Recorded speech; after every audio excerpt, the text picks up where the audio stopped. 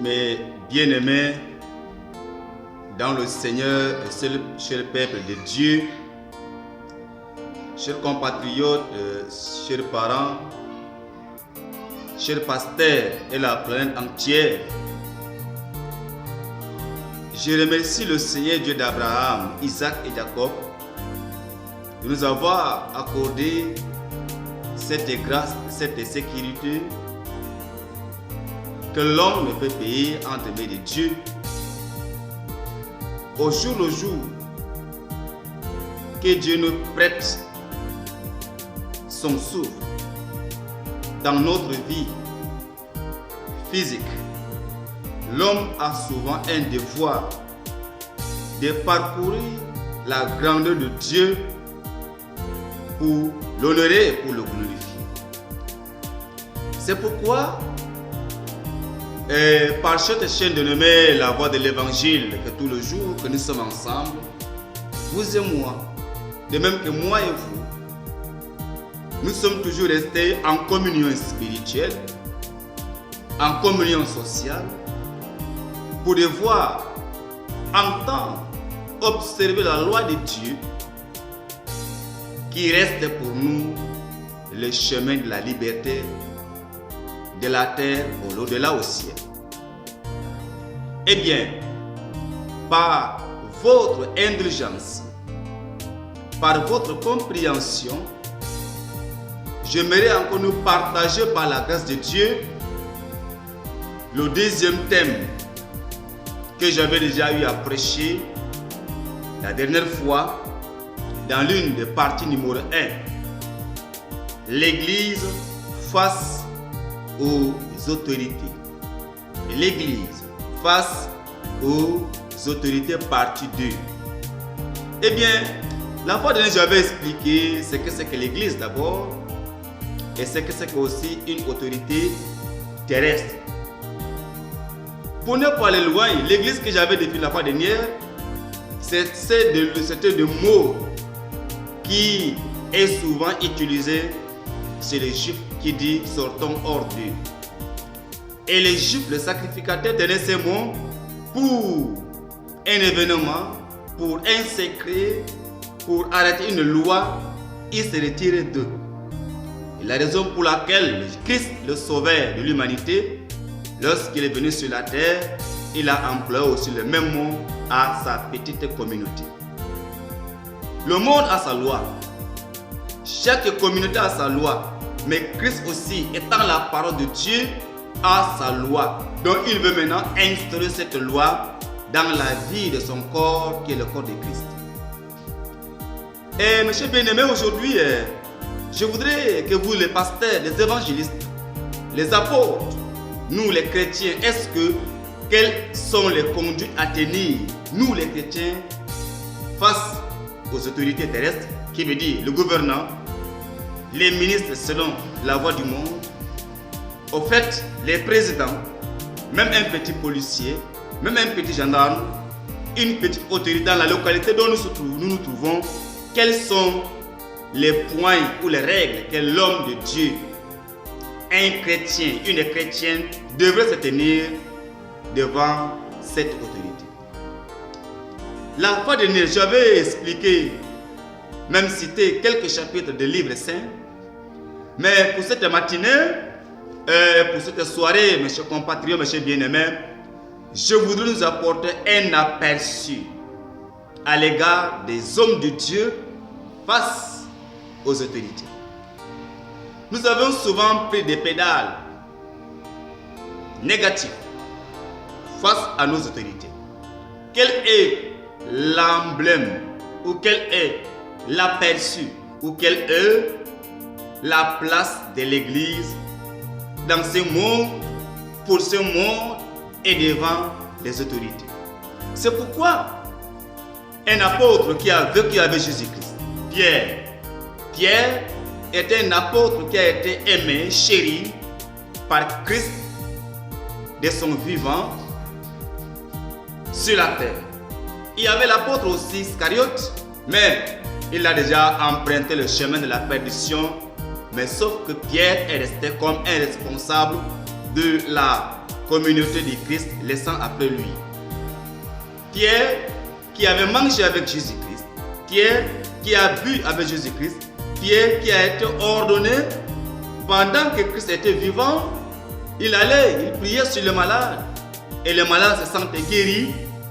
Alors c'est Pierre que Dieu, par Jésus-Christ, l'avait appelé lors d'une pêche miraculeuse. Jésus a parlé à Pierre: je te ferai le pêcheur d'hommes.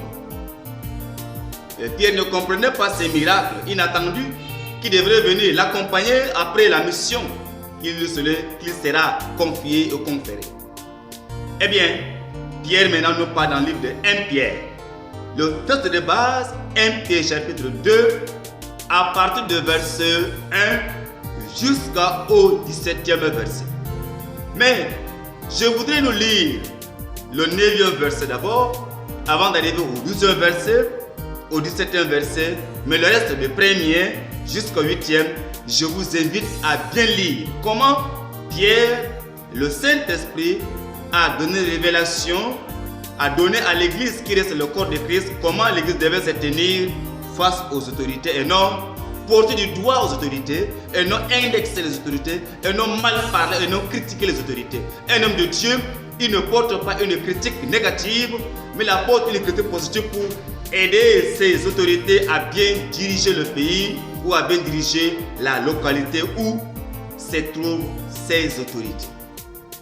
Eh bien, le verset maintenant 9 du Pierre, premier épître de Pierre chapitre 2, à partir du verset 9, l'apôtre Pierre nous dit: vous au contraire, nous les hommes de Dieu au contraire, vous êtes une race élue. Alléluia. Nous sommes une race élue, c'est-à-dire à l'époque, nous étions aussi des hommes qui marginalisaient, n'est-ce pas, les hommes sans toutefois avoir la crainte de Dieu. Nous, au contraire, nous sommes une race élue. C'est ce que l'apôtre peut nous dire. Au contraire, vous êtes une race élue, un sacerdoce royal. Nous sommes un sacerdoce royal. Une nation sainte, un peuple acquis, afin que vous annonciez les vertus de celui qui vous a appelé de ténèbres à son admirable lumière. Alléluia. L'apôtre Pierre nous amène à une compréhension si simple. Moi, qui est devant vous, votre serviteur le plus quotidien, à travers la chaîne dénommée la voie de l'évangile. Souvent, à l'époque avant que j'accepte Jésus-Christ, qui reste pour moi un modèle salvatrice, j'étais aussi un homme dans la barbarie, un homme plein de la débauche, un homme, mes lèvres étaient remplies, n'est-ce pas, des injures, mon doigt était prêt pour indexer, mes yeux étaient prêts pour convoiter. Mais lorsque Christ m'a appelé dans sa maison, il m'a fait un peuple mis à part, un peuple acquis. Christ m'a acheté avec son propre sang pour que je puisse annoncer les vertus de sa parole à ceux-là qui gouvernent le monde sans toutefois avoir la crainte de Dieu. Regardons comment Pierre, par la base du Saint-Esprit, qualifie nous les hommes de Dieu. Nous avions une autorité, et cette autorité, c'est annoncer les vertus, la science de Dieu, la crainte de Dieu, la connaissance de Dieu, la bonté de Dieu dans la société où nous nous trouvons. C'est la raison pour laquelle Jésus disait à ses disciples, il dit que vous êtes dans ce monde, mais vous n'êtes pas pour ce monde. Je vous donne ma paix et je ne vous donne pas ma paix comme le monde en donne. C'est-à-dire nous sommes sur cette terre ensemble, mais nous ne devons pas agir comme le monde agit. Mes bien-aimés chers pasteurs, je voudrais beaucoup m'entretenir cette parole, que tu sois un musulman, tu sois un chrétien, tu sois un animiste et un athée, tu sois un pasteur, dans toute ta dénomination où tu résides, où tu prêches l'évangile du salut, apprends à tes chrétiens, à tes adeptes que un chrétien, il ne mène pas une lutte acharnée contre une autorité, contre une gouvernance, contre une localité, contre son chef hiérarchique. Puisque nous les hommes de Dieu, Dieu nous a appelés, nous sommes un sacerdoce royal. Nous sommes une nation sainte. Et Dieu nous a appelés, nous étions aussi hier avec le monde du péché, mais par la mort de Christ, qui nous a ouvert les yeux et nous a accordé la crainte de ses vertus, nous voici déjà, nous connaissions nos pieds gauches de même que nos pieds droites. Alors au témoignage. C'est pourquoi l'apôtre Pierre continue à nous parler encore dans le livre, des mêmes livres. Dans le verset 10, il dit: vous qui autrefois n'étiez pas un père et qui maintenant êtes le peuple de Dieu, vous qui n'aviez pas obtenu miséricorde et qui maintenant avez obtenu miséricorde. Nous, à l'époque, même moi qui vous parle, je suis déjà porté à la connaissance de l'évangile. Nous sommes tous portés à la connaissance de la parole de Dieu pour annoncer cette bonne nouvelle à l'humanité entière. Mais comment l'annoncer? Nous, autrefois, nous étions des buveurs, des barbares. Nous avions des yeux pleins de la convoitise. Nous avons une chair qui invitait la vie de la débauche. Mais au contraire, Dieu nous a appelés. Nous voici devenant des hommes de Dieu qui prétendent annoncer la parole au carrefour, la parole dans des chapelles, dans des chambres. Mais nous devons aussi se conformer à la conformité de la parole de Dieu, l'Église face aux autorités. Souvent, j'ai écouté, j'ai entendu les hommes de Dieu organiser des prières dans leur chapelle, ils sollicitant la mort des autorités, la mort des gouverneurs, la mort des sous-préfets, la mort des prophètes, la mort de leurs présidents, la mort de ceux-là qui gouvernent l'humanité. Non, cela ne nous a pas été permis selon les Saintes Écritures. Je vous en prie, mes chers pasteurs, je sais que vous avez une autorité, n'est-ce pas? Vous avez reçu le Saint-Esprit, mais l'esprit que Dieu nous a donné, c'est un esprit de la patience. Un esprit de racheter les hommes de leur manière, de leur mauvaise manière de vivre à une autorité de Dieu. C'est pourquoi nous, à l'époque, nous étions aussi des mêmes personnes. Nous avions aussi marché comme eux, mais comme Jésus nous a appelés, Jésus a enseigné à ses serviteurs comment prêcher aux autorités. Le verset 11, il dit: bien-aimés, alléluia, il dit: bien-aimés, je vous exhorte, je vous encourage, comme étrangers et voyageurs sur la terre.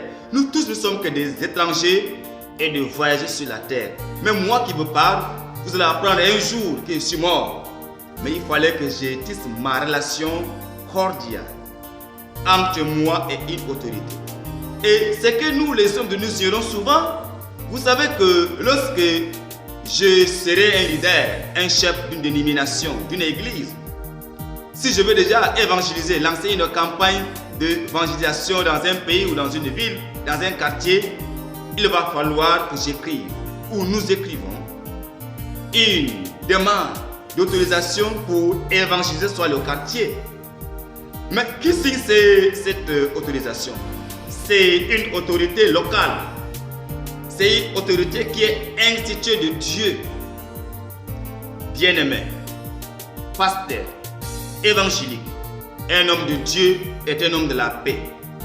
La suite de ces versets qui dit: vous abstenir des convoitises charnelles qui font la guerre à l'âme. Alléluia.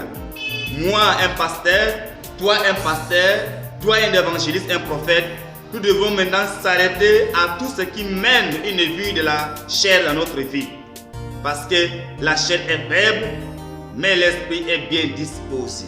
Un homme de Dieu, lorsqu'il voit dans son pays, dans la ville, dans la localité, dans son quartier, où le chef de carré, le chef du village, le délégué du quartier, soit le maire de la ville, le gouverneur et le sous-préfet, s'il ne parvient pas à diriger le pays selon le plan de Dieu, prends ton temps.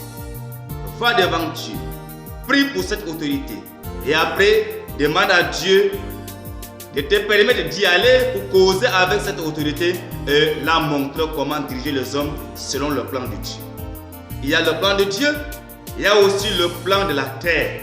Mais nous sommes les hommes de Dieu, nous faisons un service de la complémentarité avec les autorités. C'est pourquoi l'apôtre Pierre a emboîté le pied de Jésus-Christ qui était son maître. Mais moi, je suis le témoin de Jésus-Christ. Le verset 14, 12 qui dit: Ayez au milieu des païens une bonne conduite. Alléluia. Un homme de Dieu doit avoir une bonne conduite au milieu des païens. Un prédicateur, un évangéliste. Même si tu faisais des miracles, même si tu marchais sur les eaux, sans les païens, on ne t'appellera pas aussi un homme de Dieu. Parce que Dieu t'a sollicité, Dieu t'a appelé, c'est une vocation, c'est pour que tu enseignes les vertus de sa parole à l'humanité, de même que dans la patrie où tu te trouves. Mais pas prier pour que l'homme politique meure. C'est ce que nous ne comprenons pas, ce que nous faisons. Il dit maintenant, afin que la même bonne conduite, afin que la même soit donnée aux païens. Alléluia.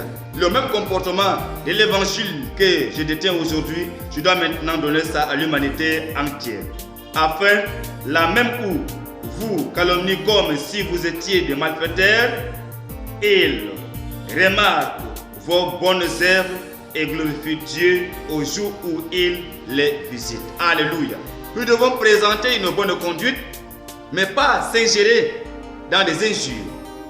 Un homme de Dieu, l'Église, quelle que fût son autorité, émanée par Dieu, l'Église doit honorer sincèrement les autorités, mais pas mal parler contre une autorité, puisque l'autorité a été instituée par Dieu lui-même. Vous savez que Dieu reste un grand politicien. Dieu reste un grand politicien, je répète ça à haute voix, puisque c'est Dieu lui-même qui est le moteur, qui est le promoteur d'instituer ses autorités. Mais si aujourd'hui, le monde est entre les mains de Satan parce que nous, les hommes de Dieu, nous n'avions pas connu ce que nous devons faire pour la gloire de Dieu. Dans un pays, lorsqu'il y a un désordre, est-ce que les hommes de Dieu se retrouvent pour prier pour la paix du pays? Nous devons prier pour la paix du pays, nous devons prier pour nos ennemis, nous devons bénir nos ennemis. Mais aujourd'hui, il y a des hommes de Dieu, lorsqu'il y a un cas de mort d'une autorité locale, même nationale, beaucoup de hommes de Dieu que oui, ils disaient qu'ils croyaient que non, un homme de Dieu n'a pas de pareils propos. Un homme de Dieu devait pleurer pour la mort d'une autorité qui n'a pas accepté l'évangile.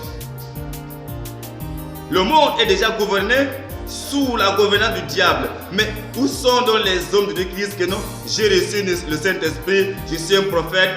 Non, il faut que l'homme puisse travailler sa vie. La raison pour laquelle maintenant, le verset 13, il dit: soyez soumis à cause du Seigneur à toute autorité établie parmi les hommes. Alléluia. L'apôtre Pierre, par la voix du Saint-Esprit, dit: soyez soumis. On peut dire soyons soumis.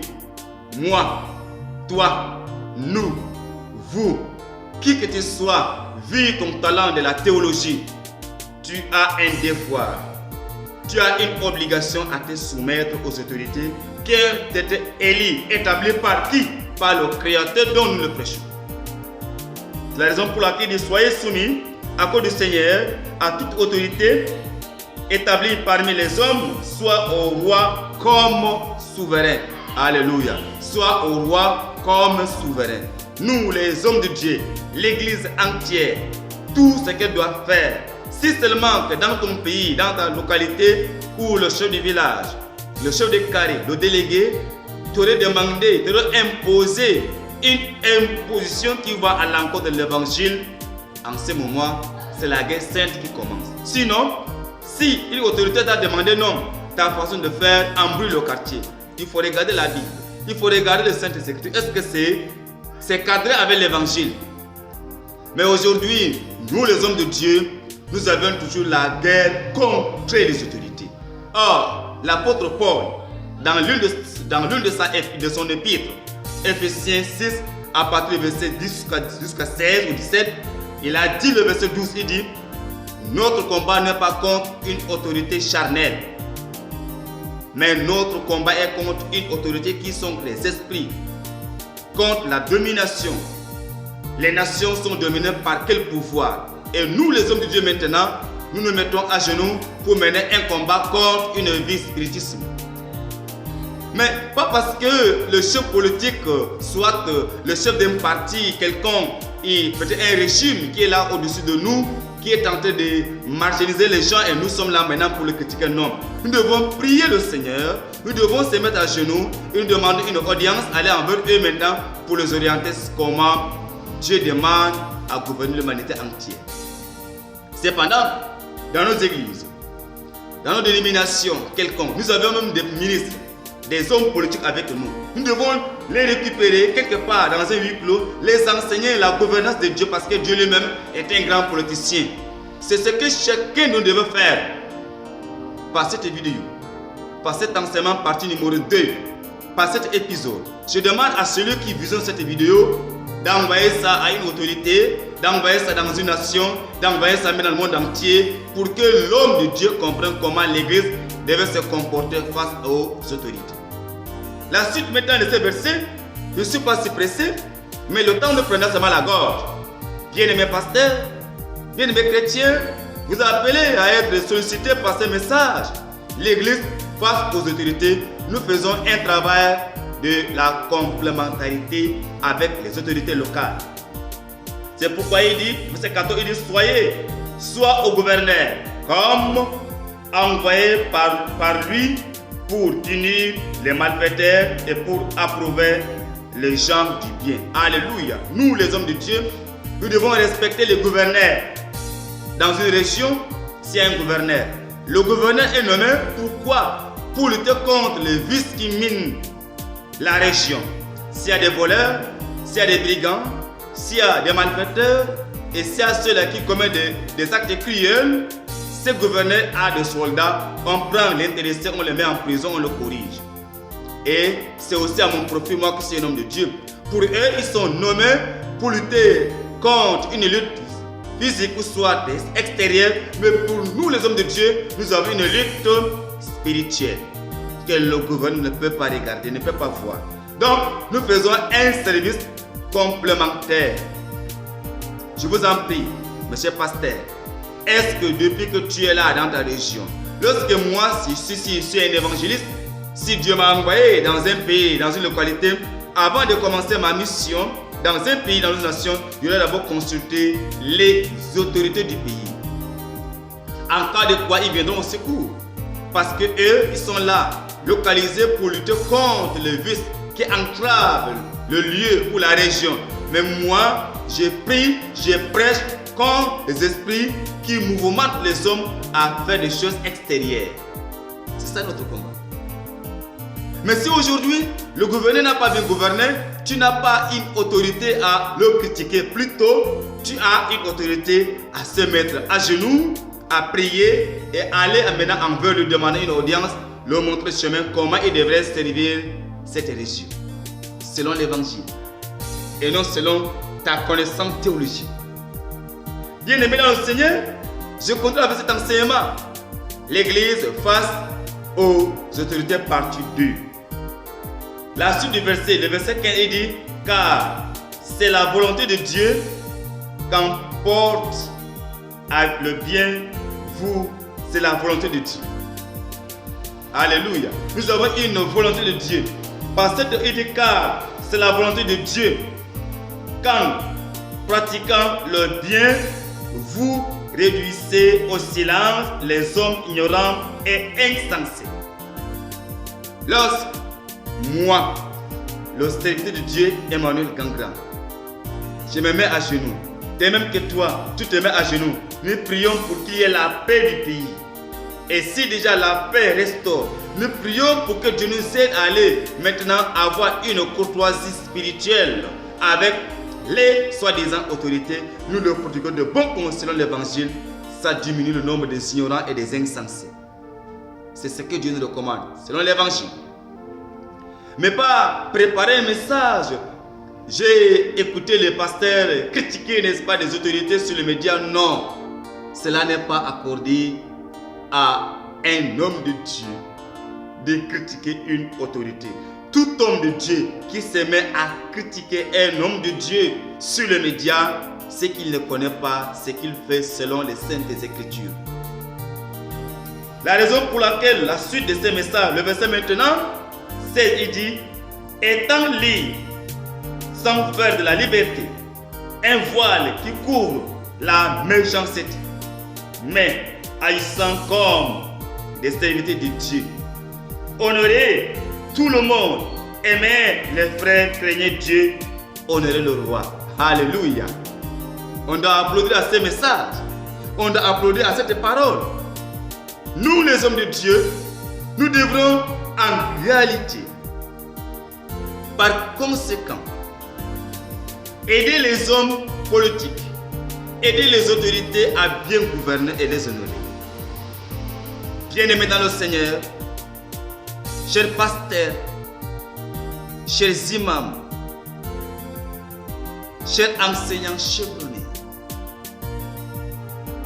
leaders de dénominations différentes, apôtres que vous êtes, évangéliste que tu es, pasteur de ta carrière, homme de Dieu, chrétien, ancien de l'église, ancien, chanteur, choriste, les petits mouvements différents dans les différentes dénominations.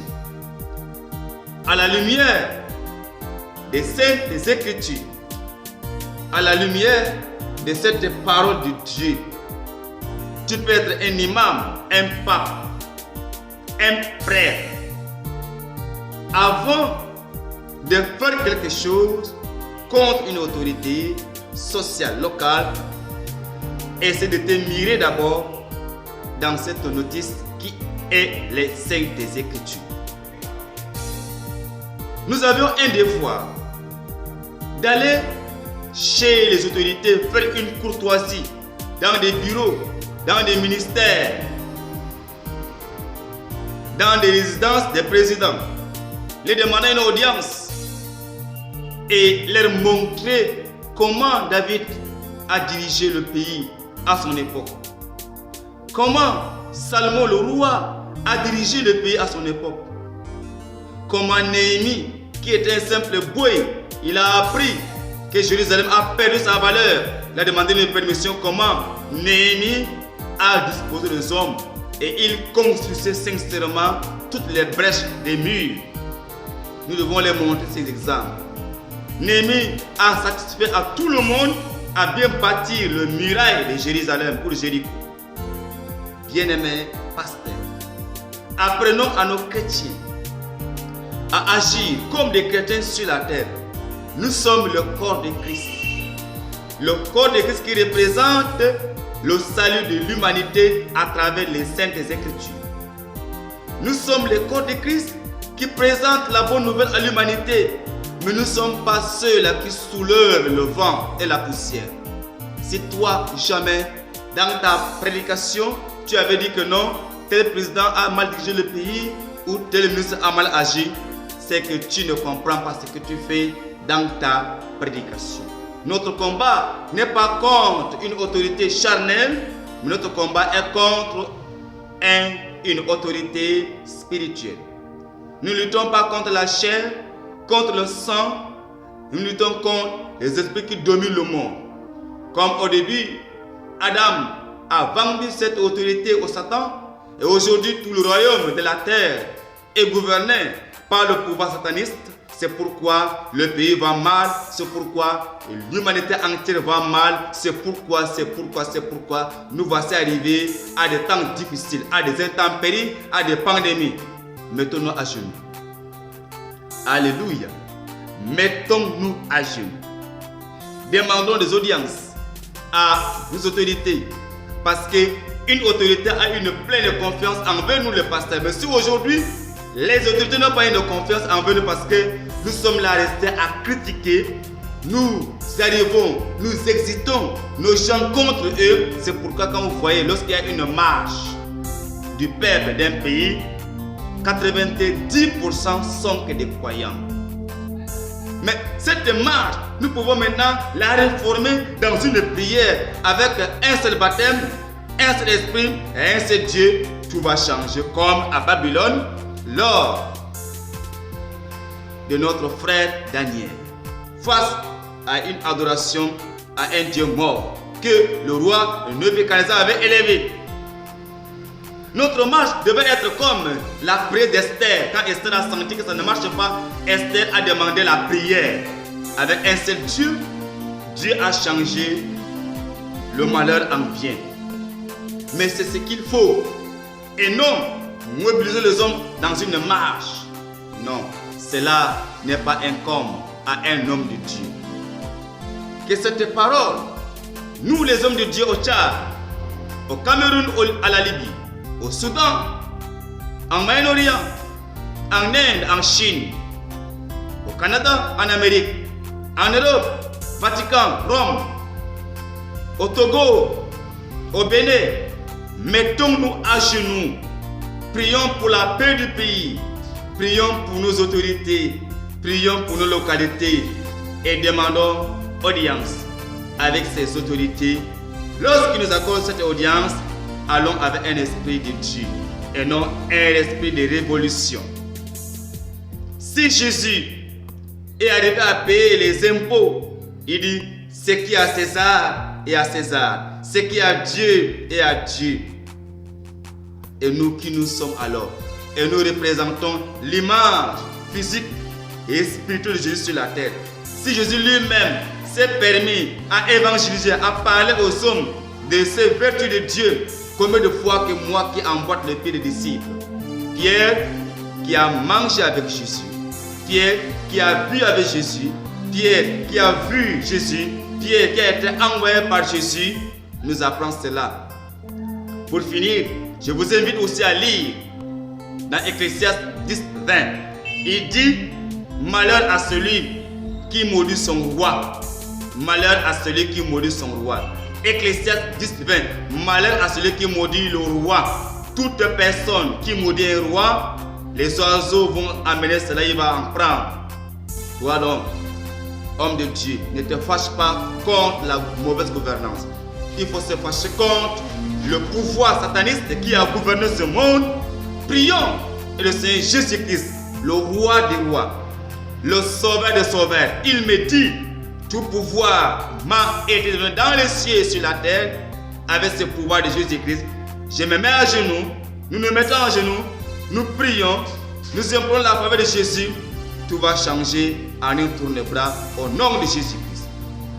Alors apprends à cela, à ton enfant, à ton chrétien, à ton ancien, à ton église. Que le Seigneur te bénisse. Si cet enseignement t'a tellement préoccupé, t'a tellement aidé, tu peux prendre ça, tu envoies à quelqu'un d'autre. Envoie aussi à ton président. Par cette vidéo, je demande aussi à toutes les autorités de nous accorder une audience. Nous allons les aider à les apprendre comment diriger le pays avec la crainte de Dieu. Lorsqu'on t'a nommé ministre de ce pays, tu es un président de ce pays, tu es un gouverneur, il faut servir ton pays avec la crainte de Dieu. La crainte de Dieu dépend de l'or et de l'argent. Que le Seigneur te bénisse, cher gouverneur. Que Dieu te bénisse, cher président. Que Dieu te bénisse, chère autorité, à bien diriger cette autorité selon le destin de Dieu. Au nom de Jésus-Christ. Amen. Tu peux aussi me contacter par ce numéro sur l'écran. Plus 235 66 52 10 52 chat. Votre serviteur Emmanuel Gangran. Que Dieu te bénisse. À nous revoir au ciel. Dans la paix du Seigneur, je te souhaite une heureuse et nouvelle année 2022. Sois béni mon frère, sois béni cher pasteur, sois béni mon président. Au nom de Jésus-Christ. Amen.